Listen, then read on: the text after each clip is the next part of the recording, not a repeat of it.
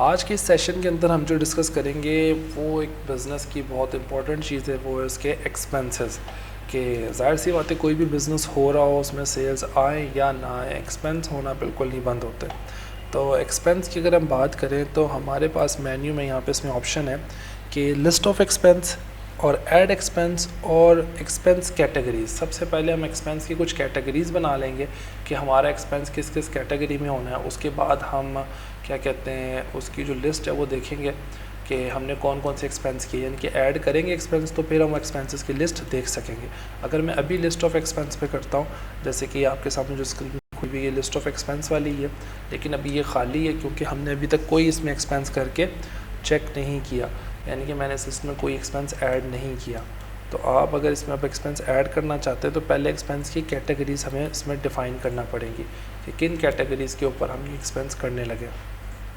तो एक्सपेंस की कैटेगरीज़ में मैं आपको बताऊं तो इसके अंदर दो कैटेगरीज अभी फ़िलहाल बनाई हुई, एक ऑफिस एक्सपेंस के नाम से और एक यूटिलिटी बिल के नाम से।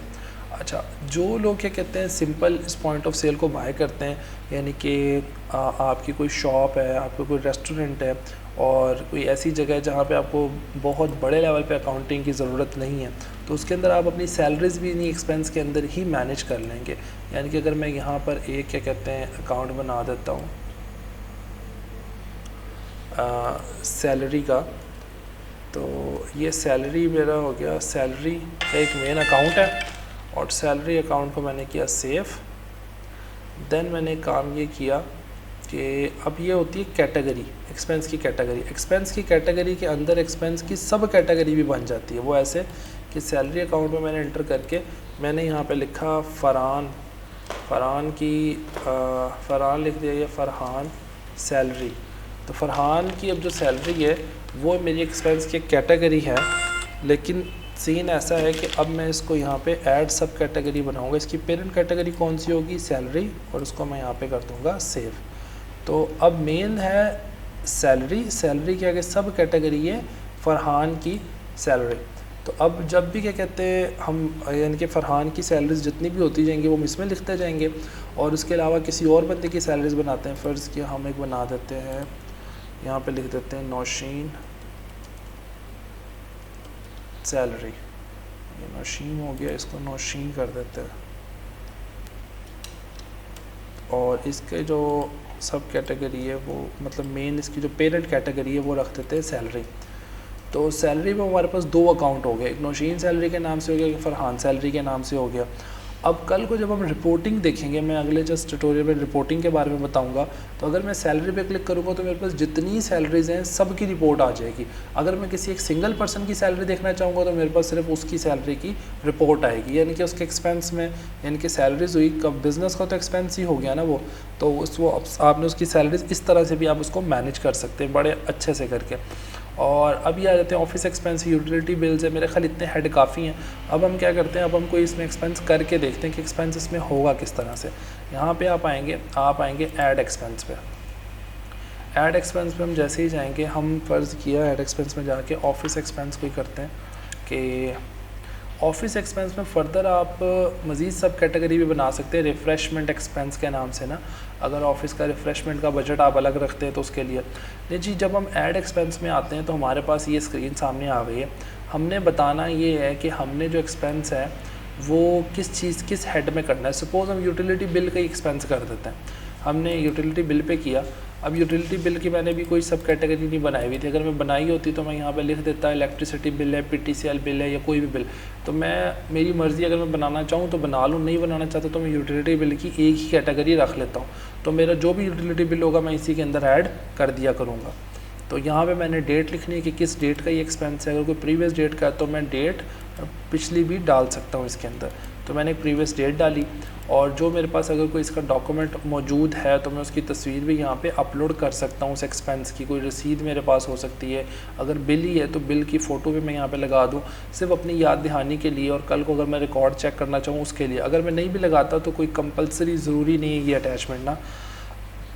डेट आपने लिखी, डेट के बाद आता है एक्सपेंस फॉर। एक्सपेंस फॉर जो बेसिकली चीज़ है ना, वो ऐसा है कि आपके पास जितने भी क्या कहते हैं वर्कर्स हैं जो काम कर रहे हैं, बेसिकली ये उनमें से किसके लिए एक्सपेंस किया जा रहा है तो उस वर्कर का नाम भी यहाँ पे आ सकता है।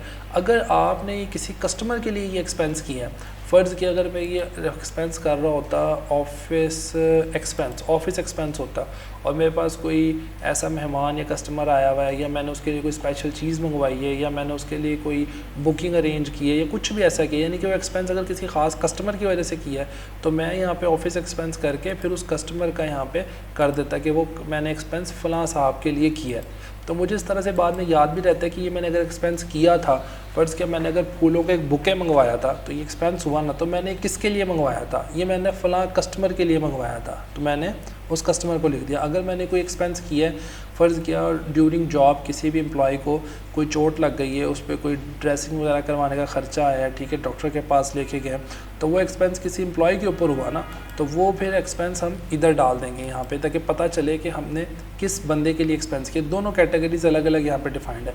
अगर आप कोई एक्सपेंस इनमें डालना चाहो तब भी ठीक है, अगर नहीं डालना चाहते तब भी कोई इशू नहीं। अब यूटिलिटी बिल इन दोनों में कहीं पे भी एग्जिस्ट नहीं करता, तो हम अगर उस एक्सपेंस के ऊपर कोई टैक्स अप्लीकेबल होता है तो लिखेंगे, नहीं तो उसकी ज़रूरत नहीं है।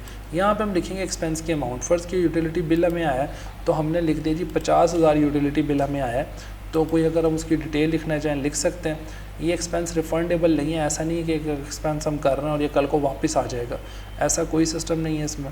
रीअक्रिंग अगर हम करना चाहें तो हम डाल सकते हैं कि कुछ ऐसे एक्सपेंस है जो हर महीने हमने देने हैं, जैसे कि आपने जो केबल सिस्टम होता है, केबल का कंफर्म सबको पता है कि 300, 500, 1000 रुपये उसकी फ़ीस होती है, तो वो आपने हर महीने पे करनी ही करनी है। अगर आप कहीं जिम जाते हैं, जिम में कोई ख़र्चा करते हैं, तो वो आपने हर महीने एक्सपेंस करना ही करना है। मतलब ऐसी फ़िक्स चीज़ें जिनका फ़िक्स एक्सपेंस है और वो बार बार होता हो, तो आपको बार बार ये क्रिएट करने की ज़रूरत नहीं है, आपको नेक्स्ट टाइम सिर्फ पे करना है और ये ऑटोमेटिक क्रिएट हो जाता है उसके अंदर।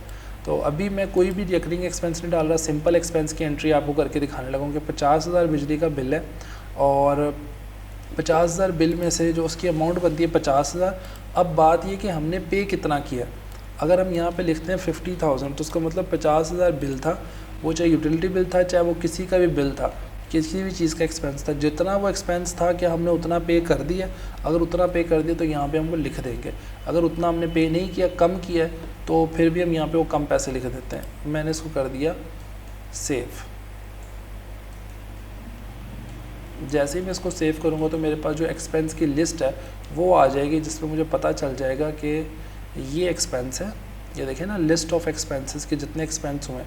एक्सपेंस की कैटेगरी यूटिलिटी बिल, किस लोकेशन पे एक्सपेंस हुआ है, ये हमारी फूड वाली लोकेशन पे हुआ है, और इसका पेमेंट स्टेटस क्या है, ये पेड हो गई है अमाउंट, टोटल अमाउंट इतनी थी, पेमेंट अब ड्यू कितनी है, कोई ड्यू नहीं है।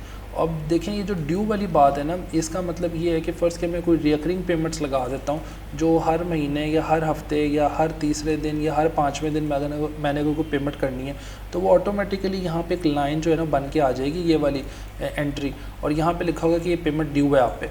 तो मैंने जो ड्यू पेमेंट होएगी मैं फिर उस पेमेंट पे क्लिक करके उसको पे कर दूँगा। जिस तरह से हम सेल्स को पे करते हैं, जिस तरह से हम परचेज़र सप्लायर्स को पे करते हैं, तो उस तरह से हम इसको भी पे कर सकेंगे। एक्सपेंस फॉर यहाँ पे आना था कि किसके लिए एक्सपेंस किया गया। एक्सपेंस का नोट यहाँ पे आना था कि अगर मैं इसके साथ कोई नोट लिख देता कि ये मैंने जी मैं फ़लाँ जगह पर गया, फ़लाँ साहब के साथ था, या फ़लाँ चीज़ हमने ली या परचेज़ किया, कुछ भी किया, मैं यहाँ पे उसको नोट लिख देता हूँ कि एक्सपेंस किस वजह से हुआ और ये किसने ऐड किया एक्सपेंस, जो यहाँ पे लॉगिन इसका बना हुआ है। अब जैसे ये अली हसन लिखा हुआ है, तो अगर आपने 5-7 लोगों को एक्सेस दी हुई अपने इस पॉइंट ऑफ सेल की सिस्टम की, और हर बंदा आके अलग अलग एंट्रियाँ करता है, अलग अलग एक्सपेंस करता है, तो जो बंदा भी एंट्री डालेगा, जिस एक्सपेंस की डालेगा, वो एक्सपेंस यहाँ पे लिखा हुआ नज़र आ जाएगा। अभी फ़र्ज़ के मैं कोई दोबारा एक एक्सपेंस करता हूँ और उसको पेड नहीं करूँगा, उसको रहने दूँगा, अब देखिएगा वो किस तरह से हमें नज़र आता है।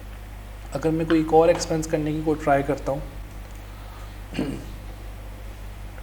तो इस एक्सपेंस में मैं कहता हूँ कि जी हमने एक और एक्सपेंस किया है, और एक्सपेंस की जो कैटेगरी है ना वो इस दफ़ा है सैलरी की। सपोज़ सैलरी कैटेगरी थी और सैलरी किसकी है, फ़रहान की सैलरी थी, और एक्सपेंस फॉर किसके लिए होने लगा है, ये अभी यूज़र हमारे पास इसमें कोई भी नहीं है, हमने फ़रहान की बस सैलरी अकाउंट है, इसका हम एक्सपेंस करने लगे।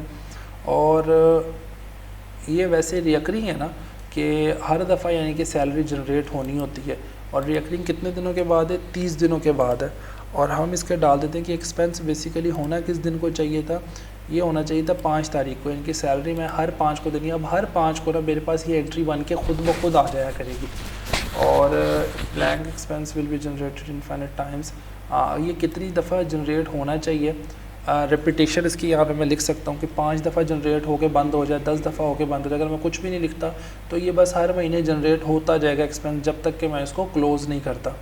और यहाँ पे मैं अमाउंट लिख देता हूँ, सपोज़ उसकी जो सैलरी है, बेसिक सैलरी उसकी देखिए 25,000 उसकी सैलरी है, तो 25,000 इधर उसका एक्सपेंस आएगा। यहाँ पे मैं पहले एक्सपेंस की अमाउंट लिखूँगा कि 25,000 उसकी अमाउंट थी। तो अच्छा 25,000 फ़र्ज़ की उसकी सैलरी थी और मैंने उसको पे कर दिया 18,000, ठीक है। सपोज़ 25,000 सैलरी थी, 18,000 पे किया, तो बाकी कितना पेमेंट ड्यू कितनी रह गई, 7,000, और मैंने इसको कर दिया सेव। जैसे ही मैं इसको सेव करूँगा और आप देखिएगा कि यहाँ पे अब देखें उसका आ रहा है पार्शल, कि सैलरी वाला अकाउंट है, एक्सपेंस की कैटेगरी क्या है जी, सैलरी, और साथ उसने बता दिया रिकरिंग डिटेल्स, उसने बता दी रिकरिंग इंटरवल वाज 30 डेज़, हर 30 दिन के बाद इसने रिपीट होना है, रिपीट होना है। रेड कलर का साथ साइन भी आया हुआ है, तो आपको पता चलता है रिकरिंग एक्सपेंस है, ये एक्सपेंस बार बार होने, हर महीने होना है। वो हर महीने हो सकते हैं, हर हफ्ते हो सकते हैं, हर दूसरे दिन हो सकते हैं, वो आपने यहाँ पे डिफ़ाइन कर देना है। और ये क्या कहते हैं, पेमेंट इसकी भी पार्सल मैंने की है, रहती कितनी है वो इसकी पेमेंट आ गई। इस तरह से मेरे पास सारी एक्सपेंस की जो लिस्ट है ना वो खुल के मेरे सामने आ जाएगी। अब मैं अगर चेक करना चाहूँ कि मैं इस महीने के अगर एक्सपेंस देखना चाहूँ तो मैं यहाँ पे कर दूँगा दिस मंथ, तो मेरे पास सिर्फ इसी महीने के एक्सपेंस आएंगे।